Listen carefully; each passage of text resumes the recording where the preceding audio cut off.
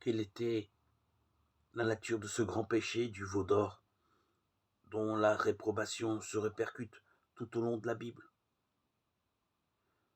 Ce n'était certainement pas, comme on le pense parfois, le péché d'avarice qui fait de l'or son Dieu, car le peuple a manifesté à cette occasion une générosité extraordinaire, en donnant largement l'or qu'il possédait.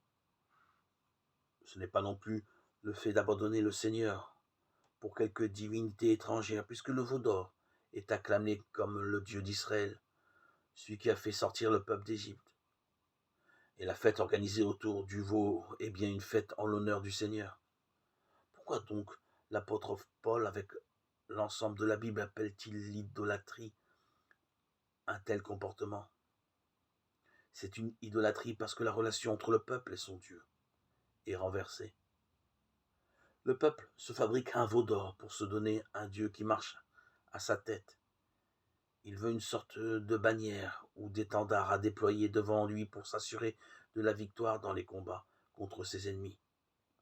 Dieu avait libéré le peuple d'Égypte pour qu'il le servît dans le désert, et désormais le peuple, plutôt que servir Dieu, se sert de Dieu.